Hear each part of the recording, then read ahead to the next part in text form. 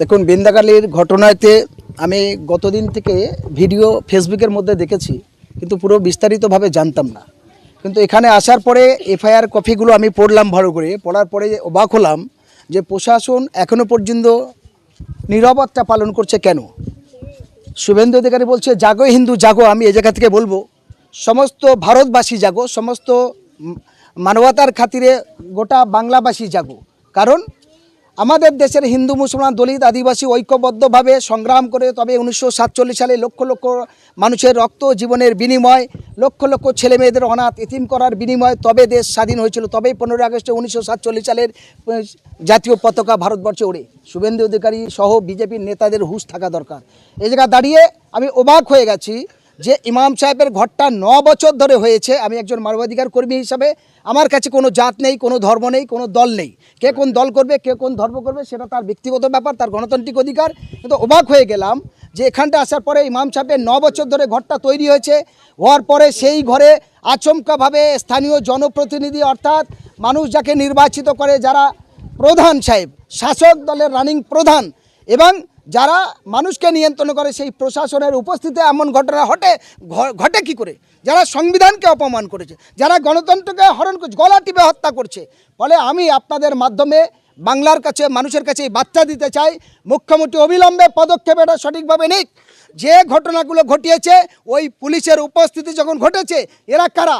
এই পুলিশকে, পুলিশের চাকরি করছে জনগণের পয়সায়, জনগণের ট্যাক্সে তার পরিবার চলে।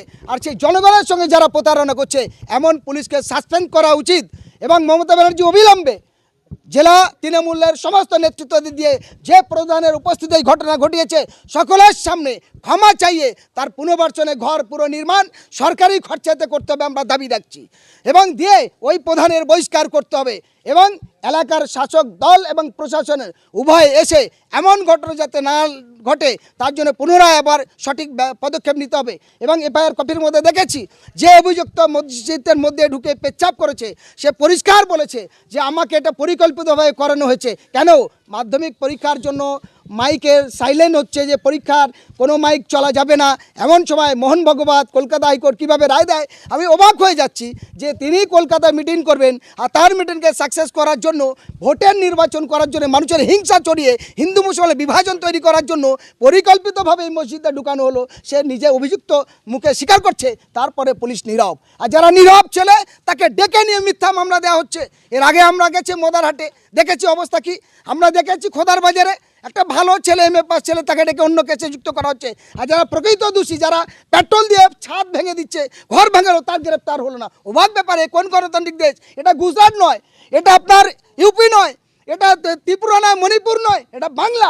এই বাংলায় এমন ঘটনা ঘটছে, বাংলার মানুষের কাছে আমাদের লজ্জা লাগছে। ফলে আপনাদের মাধ্যমে আমরা বলতে চাই অবিলম্বে মুখ্যমন্ত্রী পদক্ষেপ নিক, অবিলম্বে প্রশাসনের সঠিক ভূমিকা নিক। আপনার মাধ্যমে আমরা এসপিকে, আইবি গোয়েন্দার কাছে আহ্বান করতে চাই অবিলম্বে দোষীদের চিহ্নিত করে গ্রেপ্তার করুক। যেখানে শাসক এবং প্রশাসনের আঙুলিনি এলাকায় একটা পতাকা নড়তে পারে না, একটা গাছ নড়তে পারে না, সেখানে এমন ভয়ঙ্করী ঘটনা ঘটে কী করে? তাহলে ক্যাম্পের পুলিশ তারা কি ধোয়া করছিল? এই জায়গায় দাঁড়িয়ে আপনাদের মাধ্যমে আবারও বলতে চাই, আমরা বিভিন্ন মানবাধিকার সংগঠন থেকে আমরা বারবার একসঙ্গে সমস্ত কাজগুলো করি। আজকের আমাদের বহু নেতৃত্বের সঙ্গে পরামর্শ হওয়ার পরেই তো আমি এখানে এসেছি। এই বিষয়টা আগামীকাল আমাদের জেলা কনফারেন্স আছে, অবশ্যই আমরা সমস্ত নেতৃত্বের মুখে বলবো। প্রয়োজন হলে আমরাও এসপিকে একটা ডেপুটেশন দেব এবং আমরা জানতে চাইবো যে কেন এমন ঘটনা ঘটানোর পর একজনকে গ্রেপ্তার করা হলো না। আপনাদের মধ্যে যেটা বললেন যে ইউপি এবং কি বলেন গুজরাট, ইউপি ও গুজরাটও ভারতবর্ষের মধ্যে, আর পশ্চিমবাংলাও ভারতবর্ষের মধ্যে। ইউপি গুজরাটে যদি এটাও করে সেটাও নিন্দনীয়, আর এখানে যেটা ঘটেছে সেটাও নিন্দনীয়, অবশ্যই নিন্দনীয়। সঙ্গে সঙ্গে আমি বলবো যে ইমাম সাহেব যে এফআইআর কপি দেখাচ্ছিল, 30 জনের নাম নথিভুক্ত হয়েছে, আরও অনেকজনের নাম বাকি রয়েছে। শতাধিক মানুষ এই গ্রাম থেকে এসে ওই ঘরটাকে ভেঙেছে। তাহলে এই শতাধিক মানুষকে পুলিশ ধরতে পারে? শতাধিক মানুষ যদি গ্রাম ছাড়ে তাহলে গ্রাম ফাঁকা হয়ে যাবে। প্রশাসনের এই যে ঢিলেমি, এই যে একঘেয়েমি কারবার, এটাকে কেমনভাবে দেখছেন? আমরা এই ঘটনায় খুব দুঃখ প্রকাশ করছি, হতাশজনক। এটা গণতন্ত্রের নামে দলতন্ত্র রাজত্ব করতে চাইছে। পুলিশ জনগণের চাকর, জনগণের নিরাপত্তার স্বার্থে কাজ করা উচিত, কিন্তু পুলিশ দলদাসের মতো কাজ করেছে।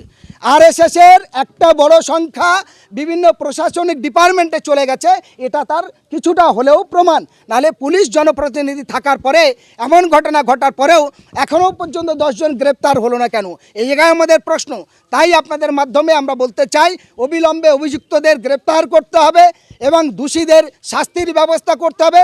সঙ্গে সঙ্গে প্রশাসনের ব্যর্থতার কারণে সরকার প্রশাসনকে পরিচালনা করে সরকারি খরচায় তার ঘর নির্মাণের ব্যবস্থা করতে হবে। এই যে প্রশাসন, মেইনস্ট্রিম মিডিয়া, আপনি যে বললেন মেইনস্ট্রিম মিডিয়া কিছুদিন আগে বললেন যে শওকত মোল্লার ছেলে ওই নিউ টাউনে কাকে মারধর করেছে, সমুদ্র ভুয়ো খবর। সেখানে প্রশাসন হস্তক্ষেপ করছে না, কিন্তু আমরা যেগুলো সত্য খবরগুলো দেখানোর চেষ্টা করছি। ইতিমধ্যে ক্যানিং এবং তালদির মাঝখানে একটা মাতলান স্টেশন হয়েছে, সেই স্টেশনের পাশে কিছু মানুষ বোর্ড লিখে দিয়েছে হিন্দু সম্প্রদায়ের মানুষ ছাড়া জমি জায়গা বিক্রি করতে পারবেন না। আমাদেরকে ফোন করে বলা হচ্ছে যে এই খবরটাকে আপনারা উড্ডল করে নিন, এটা সাম্প্রদায়িক ইস্যু হবে। কিন্তু যারা ভুয়ো খবর চলছে, শওকত মোল্লার ছেলে মারধর করেছে ভুয়ো খবর, সেটাও পুলিশ প্রশাসন কোনো রকম হস্তক্ষেপ করছে না। কি বলবেন? দেখুন, আমি তো পরিষ্কারই আপনাদেরকে বলছি, আরএসএস 1925 সালে জন্ম হওয়ার পরে তারা ভারতবর্ষে ভেঙে টুকরো টুকরো করতে চাইছে, কিন্তু ভারতবর্ষের হিন্দু মুসলমান দলিত আদিবাসী তিল তিল করে ভারতবর্ষের সুন্দর সম্প্রীতি গড়ে তুলেছে। পৃথিবীর ইতিহাসে ভারত একটা সুন্দর জায়গায় পৌঁছেছিল। দুর্ভাগ্যের বিষয়, এই আরএসএস বিজেপির দ্বারায় যেমন ভারতবর্ষের কলঙ্কিত হচ্ছে, সারা বিশ্বের কাছে একটা নিন্দনীয় বাতাবরণ তৈরি হচ্ছে, তেমন ভারতবর্ষের অন্যান্য রাজ্যের মতো সাম্প্রদায়িক এবং হিংসা, ধর্মীয় হিংসা, রাজনৈতিক হিংসা বাংলাতে ক্রমশ মাথা চাড়া দিয়ে উঠেছে। এই জায়গায় দাঁড়িয়ে এই ঘৃণার জন্যে গোটা দেশবাসী মানুষের ঐক্যবদ্ধভাবে রুখে দাঁড়াতে হবে, হিংসাকে দমন করতে হবে। ক্যান্সার কী রোগ, তার থেকে ভয়ঙ্কর রোগ হলো ধর্মীয় হিংসা, রাজনৈতিক হিংসা। সেই হিংসার বিরুদ্ধে জনমত মানে নারী পুরুষ দলমত নির্বিশেষে ঐক্যবদ্ধভাবে রুখে দাঁড়িয়ে না দাঁড়ালে এই দেশকে রক্ষা করা যাবে না, দেশের সংবিধান রক্ষা করা যাবে না। আর দেশের সংবিধান রক্ষা না হলে, দেশের গণতন্ত্র রক্ষা না হলে আপনারা আমরা কেউ একসঙ্গে একই বাজারে, একই ট্রেনে, একই বাসে, একই ট্রামে, একই স্কুলে চলতে পারবো না। ফলে আমাদের সেই সুন্দর সম্প্রীতি যারা ভাঙছে, প্রশাসনের অবিলম্বে উচিত, আপনাদের মাধ্যমে করজোরে আবার আহ্বান করছি, প্রশাসন ব্যর্থতার পরিচয় না দিয়ে দলদাস আরএসএসের দালালি না করে সরাসরি যারা এর সঙ্গে যুক্ত অবিলম্বে তাদের গ্রেপ্তার করতে হবে।